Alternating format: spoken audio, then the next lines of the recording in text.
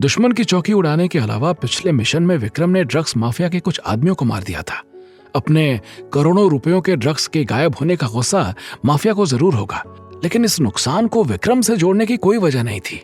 विक्रम तो मिशन का लीडर भी नहीं था और शांतनु के रिपोर्ट के अनुसार उन्होंने सारे आदमियों को मार दिया था। माफिया को यह खबर तक नहीं हो पाई कि उनके आदमी मारे गए और ड्रग्स पकड़े गए। उस मिशन से अकेले विक्रम का कोई दुश्मन पैदा होना नामुमकिन था। अगर मान भी ले कि माफिया को इन लोगों के बारे में पता चल गया था तो उनका निशाना शांतनु और बाकी सब भी होते, लेकिन शांतनु, गौरव और श्रीधर के साथ ऐसा कुछ नहीं हुआ। कैसी हैं आप? जब कमरे में विक्रम की आवाज गूंजी तो करिश्मा जैसे नींद से जागी। ये आवाज उसका भ्रम नहीं हो सकती। विक्रम? करिश्मा की आवाज कांप गई। आपने पहचान लिया? जैसे आप मुझे देख रही थी मुझे लगा आप मुझे भूल गई, विक्रम ने धीरे से कहा। इतना सुनते ही करिश्मा तेजी से उसकी तरफ दौड़ी और जाकर उसके सीने से लग गई। नरम आवाज में उसने पूछा, क्या मैं आपके आंसू पोंछ सकता हूं? ऐसी बात के लिए भी इजाजत मांगने की उसकी सादगी से करिश्मा के दिल में उसकी इज्जत और बढ़ गई। धीरे से गर्दन हिलाकर उसने हामी भर दी। विक्रम ने एक हाथ उठाकर अपने अंगूठे को हल्के से एक एक करके करिश्मा के गालों पर फेरा। उसका स्पर्श इतना नाजुक था कि करिश्मा को लगा उसके चेहरे को किसी फूलों की पंखुड़ी ने छुआ है। उसे रहा नहीं गया और विक्रम की आंखों में देखते हुए उसने पूछा, तुम इतने अच्छे क्यों हो विक्रम? करिश्मा का सवाल सुनकर विक्रम ने अपनी भौहों को ऊपर करते हुए पूछा, आप किस बात के लिए अच्छा कह रही हैं? आपको रुलाने के लिए, जिंदा वापस आने के लिए, या फिर मरने के लिए? गुस्से से मुंह बनाकर करिश्मा ने उसे छोड़कर पीछे हटने की कोशिश की, लेकिन विक्रम ने झटके से उसे अपने और करीब खींच लिया। करिश्मा के दोनों हाथ विक्रम के सीने पर जा टिके।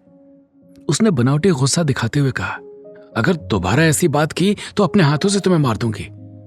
मैंने तो सिर्फ एक सवाल पूछा क्योंकि मैं जानना चाहता हूं आपको मेरी कौन सी बात अच्छी लगी। विक्रम की आवाज और धीमी हो गई। क्या करोगे जानकर? करिश्मा ने पूछा। विक्रम ने प्यार से मुस्कुराकर कहा, जो आपको अच्छा लगे मैं हमेशा वही करूंगा।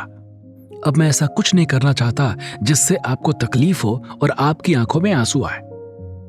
दरवाजे पर जोर की दस्तक हुई। करिश्मा झटके से विक्रम से अलग होकर थोड़ी दूर खड़ी हो गई और दोनों दरवाजे की तरफ देखने लगे। पठानिया ने धीरे से दरवाजा खोलकर अंदर झांका। दोनों को देखकर वो मुस्कुराते हुए अंदर आया और करिश्मा से पूछा, मिलना हो गया या थोड़ी देर बाद आऊं? भैया, करिश्मा का चेहरा लाल हो उठा। लंबी सांस लेकर पठानिया ने विक्रम से कहा, रमन सर भी आ रहे हैं। हम सब जानना चाहते हैं कि आखिर हुआ क्या। करिश्मा ने जो बताया उसके हिसाब से तो तुम्हारी गाड़ी में धमाका हुआ था, फिर तुम उस धमाके से बचकर कैसे निकल आए? कोई चोट भी नहीं दिख रही, और इतने दिन कहां थे? जिंदा थे तो कांटेक्ट क्यों नहीं किया? रुककर उसने दोनों की तरफ देखा, फिर मुस्कुरा दिया। और भी सवाल है लेकिन यहां सिर्फ ऑफिशियल वाले पूछूंगा।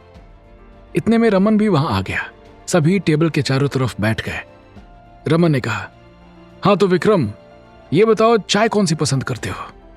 एक पल के लिए विक्रम ऐसे सवाल से चौंक गया, लेकिन फिर उसे याद आया कि इस मिशन में उनकी टीम को चाय का कोडवर्ड मिला था। दार्जिलिंग चाय सर। विक्रम का जवाब सुनकर रमन ने चैन की सांस लेकर कहा, बुरा मत मानना, लेकिन जिस तरह से तुम मरकर जिंदा हुए हो, इसी बहाने से चेहरा बदलकर अपने आदमी को दुश्मन की ऑर्गेनाइजेशन में उनका आदमी बनाकर भेजना पुरानी लेकिन सफल ट्रिक है। मैं बस पक्का करना चाहता था कि तुम वही विक्रम हो जो 5 दिन पहले करिश्मा की टीम में गोवा के लिए निकला था। सर, अब विक्रम की पहचान हो गई है तो विक्रम की कहानी भी सुन लेते हैं। हाँ तो विक्रम, करिश्मा ने बताया था कि तुमने जानबूझकर अपनी कार पहाड़ी से नीचे गिरा दी। ब्यूरो की ट्रेनिंग में सिखाया था ना कि अपनी जान की हिफाजत करते हुए हर मिशन को अंजाम देना है। फिर तुमने ये आत्महत्या का कारनामा क्यों किया? विक्रम ने जवाब दिया, आत्महत्या का कोई इरादा नहीं था सर। गुंडों की गाड़ी को धक्का देने से पहले ही मैंने देख लिया था कि पहाड़ी के नीचे समुद्र है। अपने गांव में मैंने बहुत बार पहाड़ी के किनारों से तालाब में छलांग लगाई है। मैंने सोचा यहां भी पानी में कूदकर निकल जाऊंगा, लेकिन मैंने अपनी आंखों से देखा था तुम्हारी गाड़ी में तो विस्फोट होकर आग लग गई थी। करिश्मा ने याद करते हुए कहा, मैं उससे पहले ही कूद गया था। गुंडों की कार को गिराने के बाद जैसे ही मेरी गाड़ी के पहिए जमीन छोड़कर हवा में आए, मैंने दरवाजा खोलकर पानी में छलांग लगा दी। विस्फोट उसके बाद हुआ, विक्रम ने बताया। रमन ने आंखों को सिकोड़कर पूछा, अगर तुम्हें कुछ हुआ ही नहीं था तो पिछले 5 दिन से कहां थे? पानी से निकलकर तुम्हें फौरन वापस आना चाहिए था। विक्रम ने हल्के से सिर झुकाया। मेरा भी यही प्लान था सर, लेकिन तालाब में और समुद्र के किनारे में फर्क होता है, जो मुझे बाद में पता चला। वो पथरीला किनारा था। पानी में गिरते ही मेरा सिर एक पत्थर से टकराया और मैं बेहोश हो गया। मुझे नहीं पता उसके बाद क्या हुआ। जब होश आया तो मैं समुद्र के किनारे मछुआरों के एक गांव में था। पठानिया को यह सुनकर बहुत हैरत हुई।